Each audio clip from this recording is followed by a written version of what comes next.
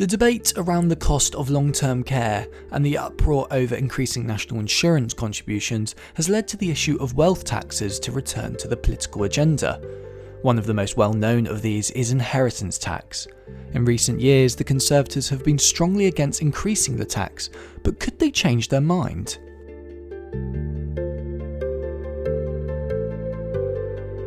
In a nutshell, inheritance tax is a tax on the estate of someone who has died. The term estate refers to all of the property, possessions and money that belongs to that person. Only 1 in 20 estates in the UK pay inheritance tax, as there is no tax due on the first £325,000 of your estate. However, any amount above the threshold of £325,000 is taxed at a standard rate of 40%. Some important exemptions apply. Leaving your assets to your partner means you are exempt from inheritance tax. You can also increase the tax-free threshold from £325,000 to £500,000 if you leave your home to your children or grandchildren. Why do we need to raise taxes? The Conservative Party has historically been seen as the party of low tax, so why might they reconsider? Well, there are 2 key explanations: the economic reason and the political one. It should come as no surprise that the UK's debt levels are eye-watering right now. The UK's public debt pre-pandemic was around 80% of GDP. That is on track to rise even further to around 105% of GDP by the end of this year. This is largely due to the government's pandemic support measures, costing £407 billion.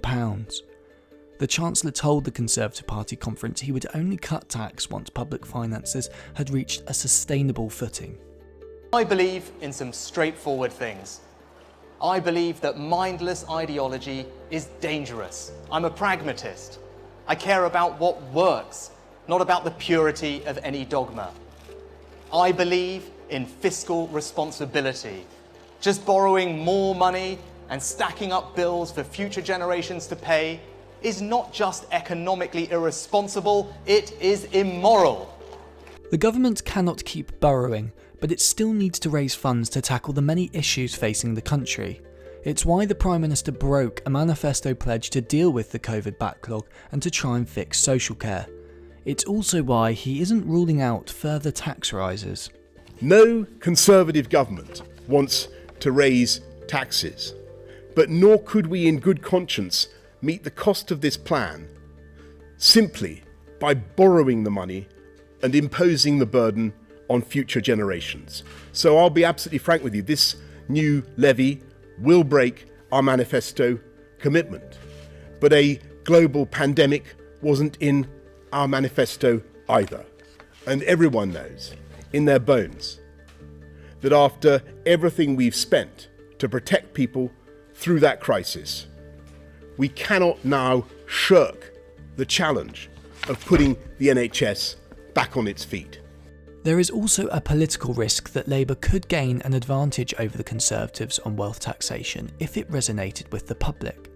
There is considerable dissatisfaction at the recent increase in national insurance contributions for adversely affecting people with lower wages. The Public Accounts Committee said in a report released in July that the taxpayer would be exposed to significant financial risks for decades to come, so a wealth tax rise in some capacity is a distinct possibility.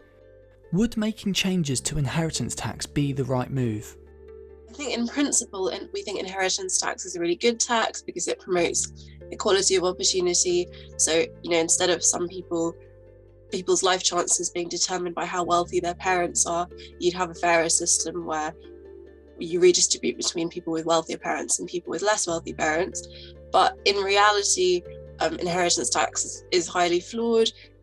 We know that only about 4% of estates actually pay inheritance tax. It's quite easy for the super wealthy to avoid paying inheritance tax because of things like the 7-year rule. So if you pass assets on before more than 7 years before you die, then you don't have to pay inheritance tax on those at all. So we're saying that we think inheritance tax should be reformed, so it should be rolled into the income tax system, and we should get rid of those loopholes that allow the super wealthy to avoid paying inheritance tax. I think it's quite badly designed. So there are quite a few exemptions. There's the lifetime gift allowance. So you're allowed to give, for example, to kids and grandkids a certain portion of that income, of your income rather, throughout the entirety of your life, which implicitly suggests that the tax isn't designed particularly well because the government has found new ways to circumvent some elements of the legislation. So that's one concern. I think the other concern is that even though it's a relatively small number of states which pay it each year, it's quite a nasty tax to deal with. I mean, it's pretty complicated. There's a lot of paperwork involved to do that, and actually, when families are grieving at a pretty difficult time, the possibility of having to pay that is quite unreasonable. So it's badly designed. It's a very high rate on bits of capital and assets which might already have been taxed anyway through your income in the first place, through income tax system, or indeed through capital gains tax when you sell those assets as well. And as I said, it's just quite unreasonable, quite unfair on families at what's obviously a pretty difficult time.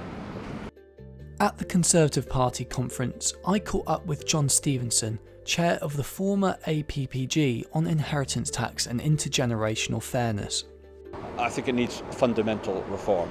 We've got to get rid of the exemptions, we've got to get rid of the reliefs, with the two exceptions of charity and spouse exemption. And then we need to take the rate down, and then we need to also have a lifetime rate as well. So if somebody were to give, say, £100,000 as a gift, there would be a threshold, and then there'd be a lower rate, say something like 10%. And I think that would then take in a certain number of people who presently, if they survive 7 years, don't have to pay any tax, would come into the tax net. And also, if you reduce it to 20%, I think people would feel that that's a fair rate to be paying. A rise in inheritance tax is ultimately an unlikely prospect. A recent poll in the Sunday Telegraph found that more people now view Labour as the better party for keeping taxes at a low level. Britain's tax burden is the highest it's been for 70 years, so the Conservatives will resist making more changes, at least for now. But inheritance tax shouldn't be forgotten. Reforming the tax could both lower the rate from 40% and collect a greater yield for the government. It would be the best of both worlds. Well, I think there's a recognition that actually it is an unpopular tax, and if you were to actually reform it, simplify it and lower the rates, I think people would find it more acceptable. Therefore, a lot of particularly rich people would stop trying to avoid it. And I think that would be a healthy situation to be. We've also seen over the years our tax system become increasingly complex and much larger. If you could strip out an awful lot of those tax codes and simplify the system, I think that would be welcomed by individuals, by government, and by those who administer the system, the accountants and lawyers up and down the country.